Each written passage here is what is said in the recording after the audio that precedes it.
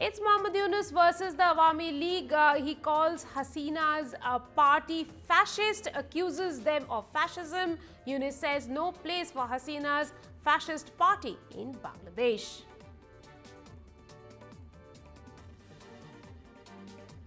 US condemns strike in northern Gaza, calls it appalling. Israeli strike on residential buildings kill at least 93 people. At least 62 people are killed in flash floods in Spain's Valencia region. Heavy storms trigger floods across Spain.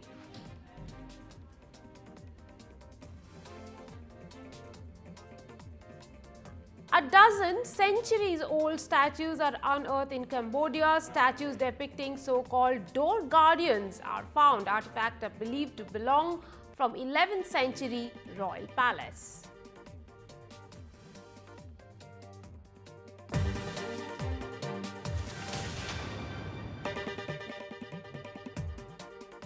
There is more friction in the already strained New Delhi-Ottawa relations this time around. Canadian opposition leader Pierre Poilievre finds himself in hot water after cancelling the annual Parliament-held Diwali event, a tradition that goes back 23 years.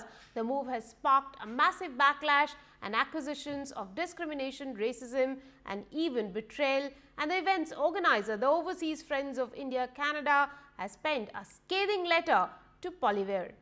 This report tells you more. To discuss, we will also have guests, but let's first have a look at the report.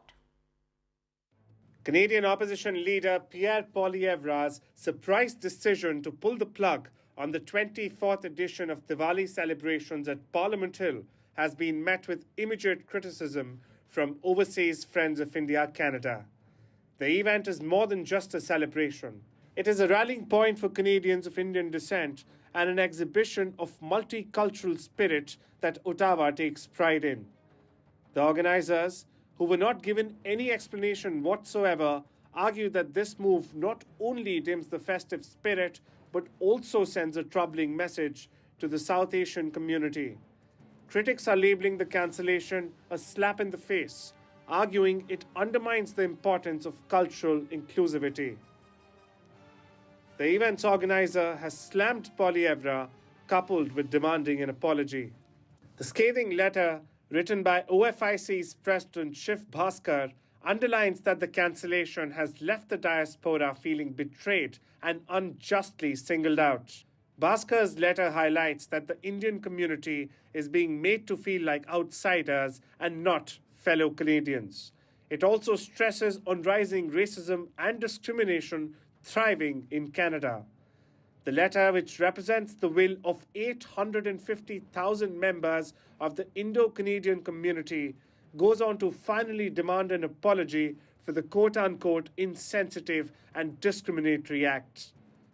As the backlash grows, it remains to be seen how this incident will affect the opposition leader's standing within the community and the broader political landscape. For now, the leader faces an uphill battle to mend fences and restore trust. The Diwali event may be cancelled, but the conversation around inclusivity and respect is just heating up. Arjun Samar Mahindran, NDTV World. Now, the Overseas Friends of India Canada has penned a scathing letter to Poilievre. We have with us Sheikh, the president of Overseas Friends of India Canada, and Vivek Mishra, Deputy Director of Strategic Studies Program of Visiting Fellow ORF, that is Observers Research Foundation America. Let me go over to Sheikh, who has written this letter. Thank you very much for joining us on this show.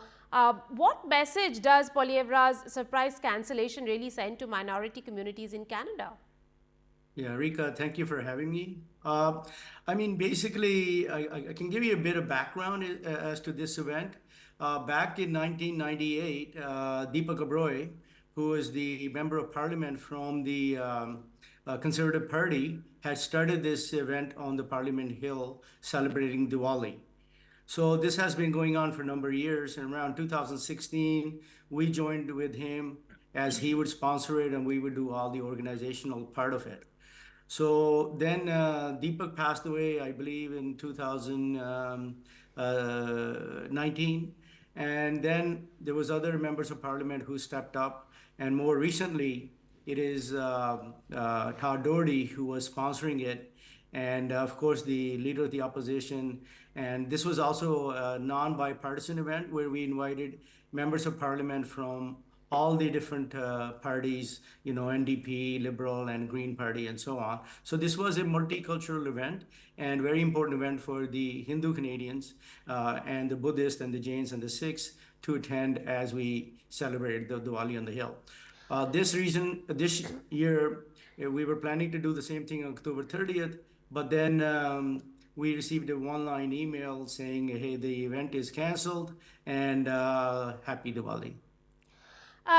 Mr. Bhaskar, Canada prides itself for multiculturalism. Why has Pierre Poilievre now cancelled a tradition that has been ongoing for 23 years? Well, I can only think of the underlying tensions that are going on between India and Canada. I cannot think of anything else. We were not provided any explanation. We asked for an explanation and none was provided. So I can only guesstimate that it is the the dispute that's going on between India and Canada. But, we're Canadian. We are Hindu Canadians, and this is a Canadian organization, and we take exception to that fact. We have no, we can't really pressure anybody to take any actions. So we have nothing to do with what India does or not does, or any other nation does or not. So why are we being impacted? And I think that's what the letter outlines and shows our displeasure. Vivek Mishra, would you say that this is just another angle to the story of India-Canada growing strained relationship?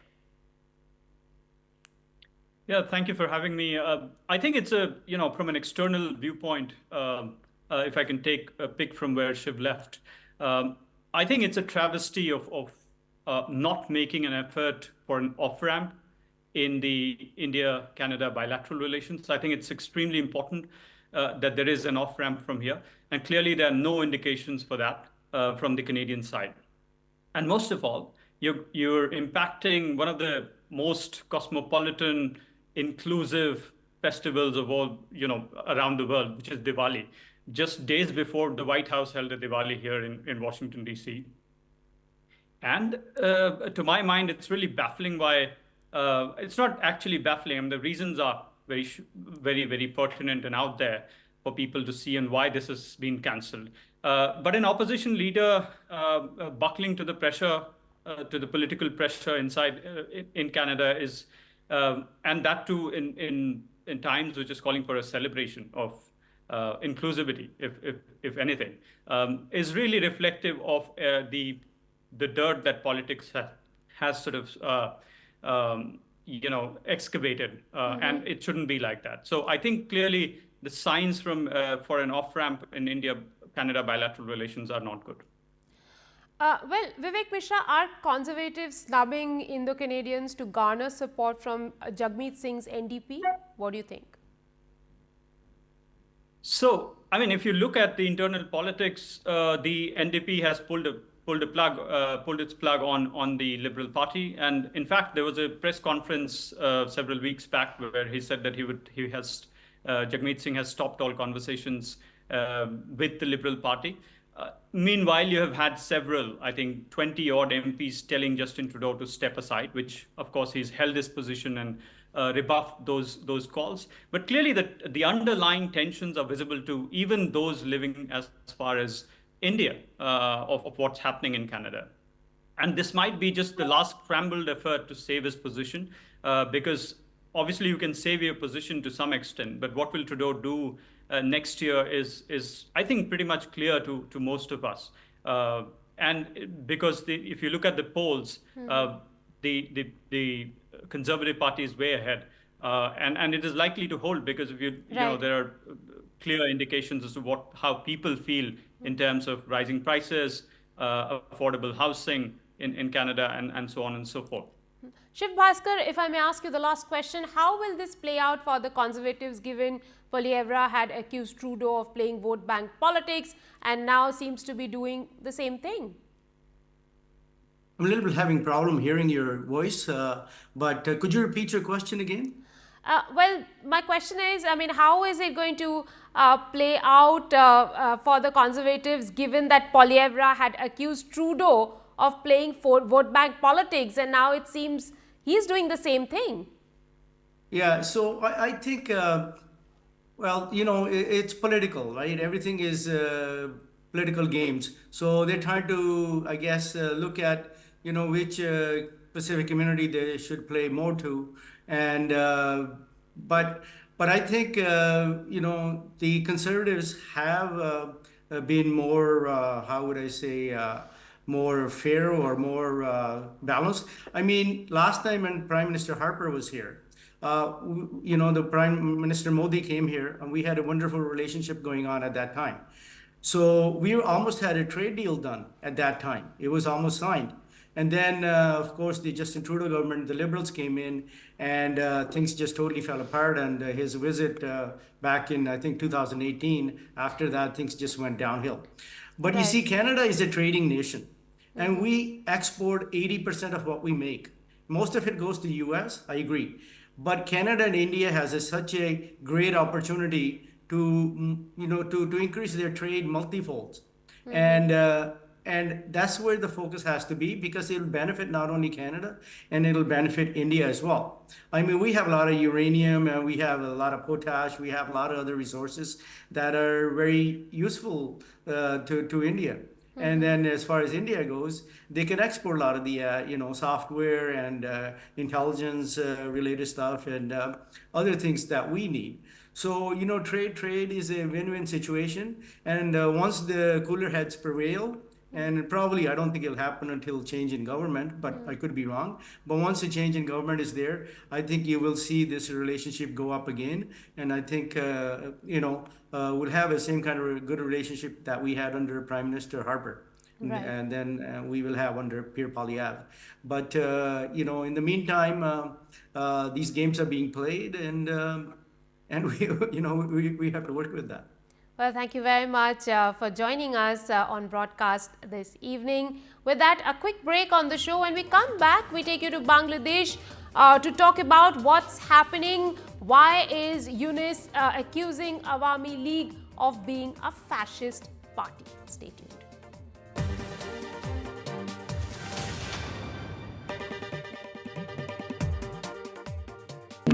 NDTV proudly presents NDTV World Summit 2024, the India Century. I now request the Honourable Prime.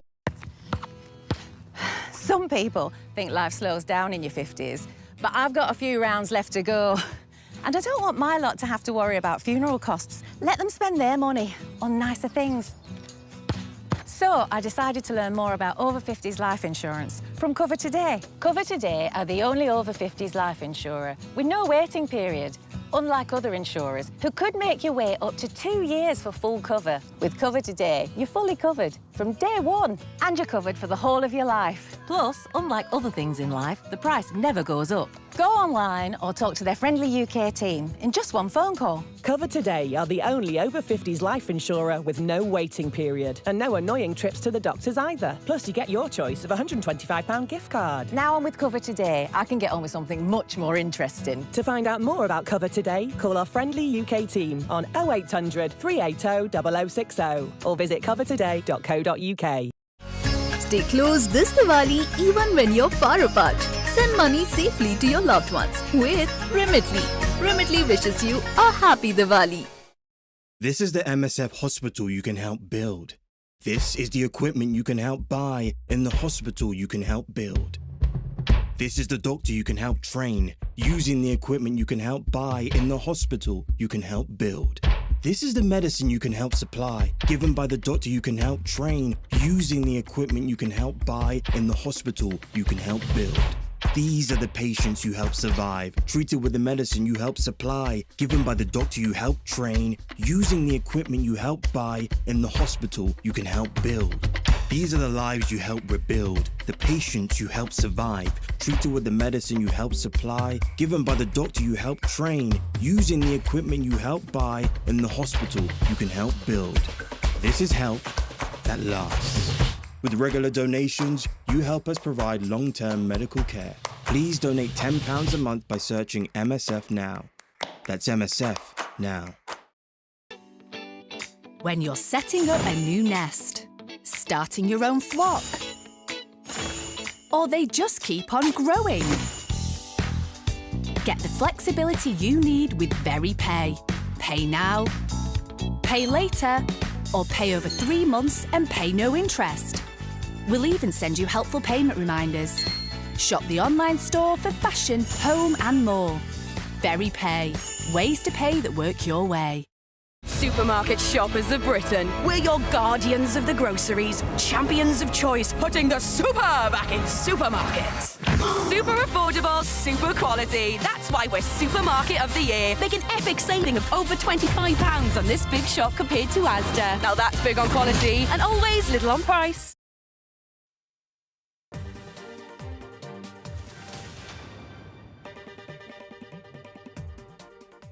Welcome back. Bangladesh's interim government's head, Muhammad Yunus, has levelled strong accusation against former Prime Minister Sheikh Hasina's Awami League, calling them a fascist party. Chief advisor to Bangladesh government Yunus called Sheikh Hasina's party fascist, asserting that it currently has no place in the country's political landscape. Yunus openly stated his opposition to the Awami League, claiming that the party controlled the people, political machinery and institutions to enhance their own interests. The interim government head then declared that no fascist party should be in existence in the democratic system. Yunus further clarified that the interim government had no immediate plans to seek former Prime Minister Sheikh Hasina's extradition from India following her ouster in August. There have been debates within Bangladesh over the party's future, whether it should be temporarily suspended from politics or not, and required to make reforms or be banned outright. To discuss the state of Bangladesh right now, we are joined by Ayanjit Sen, foreign policy expert. We will also be joined by Muqtadi Rashid from Bangladesh. He is a Bangladeshi journalist. Let me go over to Ayanjit first. Mr. Sen, how does one see Yunus's recent statement saying that there is no space for Awami League in Bangladesh, in the politics of Bangladesh? Thank you for having me. Well, I think as far as Muhammad Yunus is concerned, it's definitely he has taken a hard line on Awami League, and it's in a way it's being prevented. They have been trying to prevent from being a political party in that realm of the term. They may not be able to even contest elections. That's what the plans are as far as the interim government is concerned. And more than that, I think it's more of a way that, remember Yunus, when Awami League was in power, Yunus, several cases were filed against Yunus, and that's something which definitely has played a role in his decision as he has been taken, because since he's right now in command.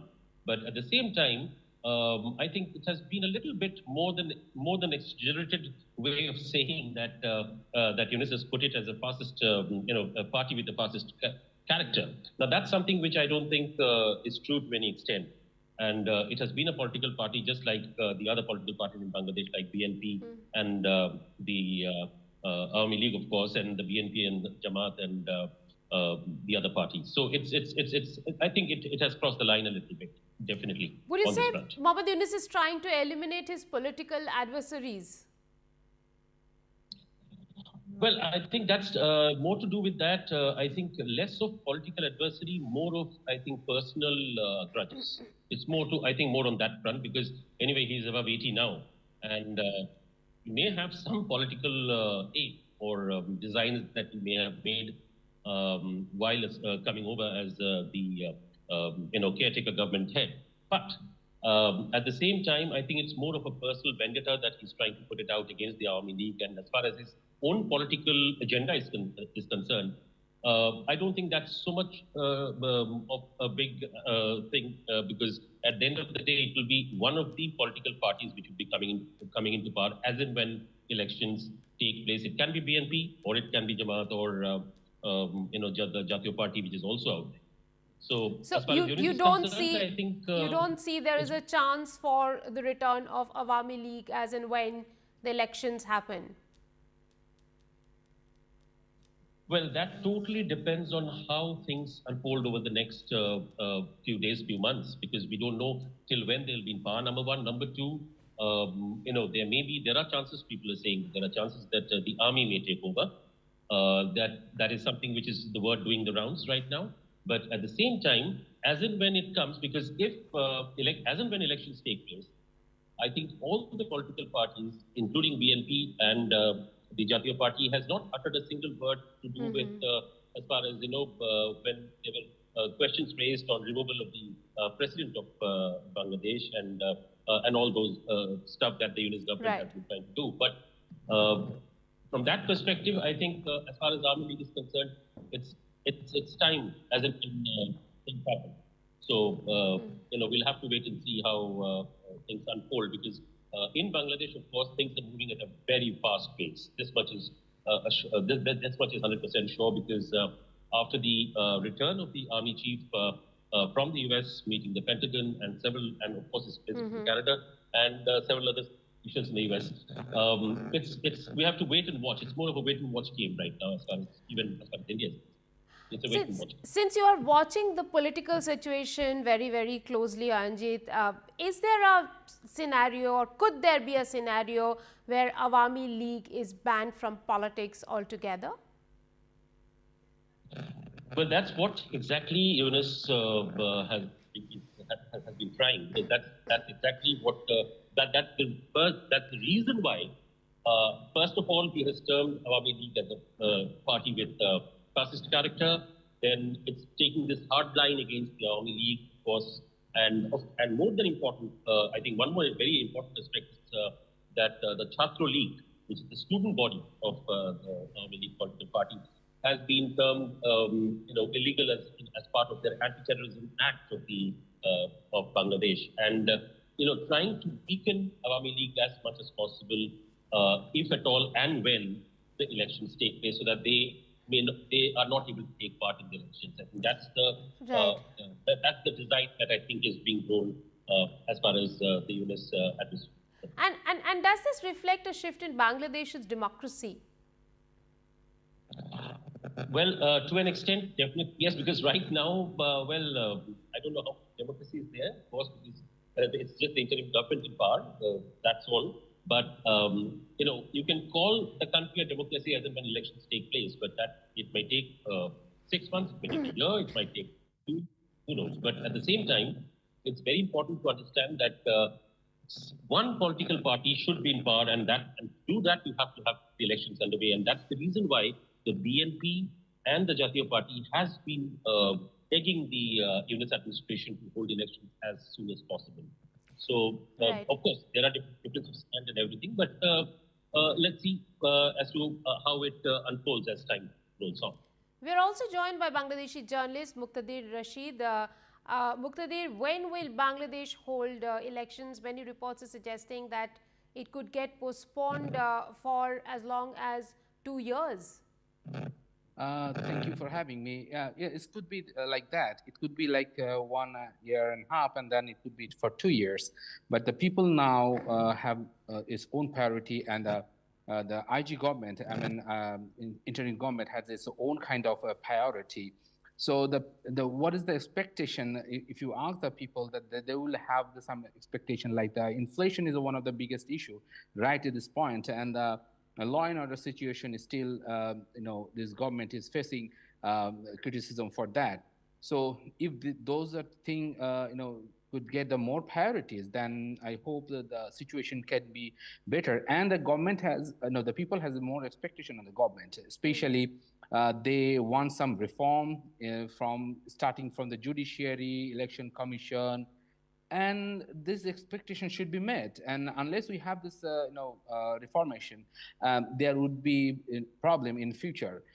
So we expect this. In this context, yes, of course, the BNP is looking for the election as soon as possible, as the Jamaat and other parties. But all things depend on how the government, the interim government, will lead the days ahead. Right, thank you very much, Muqtadir and Ainjit Sen, for joining us on the broadcast this evening and discussing Bangladesh's future. With that, a wrap on the show on India Global. Thanks for watching.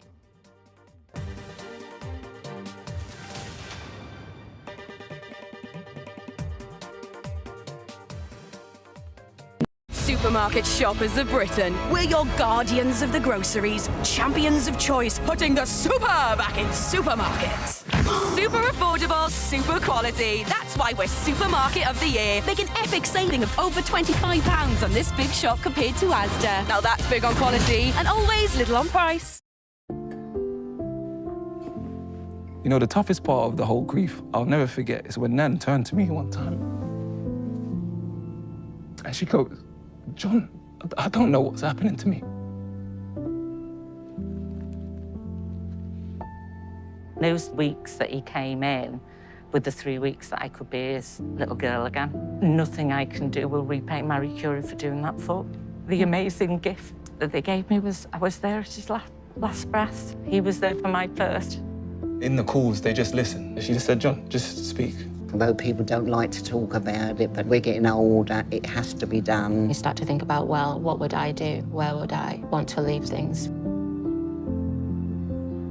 I will give everything back that I can to the hospice that gave me so much, not only in my name, but in Dad's name. Who do I give my assets to? Didn't realise you had a choice. Give better end-of-life care to all. Get your free will guide today. State Bank of India UK Limited wishes everyone a very happy Diwali. SBI UK, the bank with a global reach. We all know animals have feelings. They depend on kindness, just like you and me. So imagine how they feel when they're beaten, starved, and unloved. Every minute, the RSPCA is called on to save animals in physical agony and mental torment. It's unbearable to see the pain in their eyes. We refuse to give up on them, but to rescue them from a life of fear, we urgently need animal lovers like you to donate today. Please call 0800 121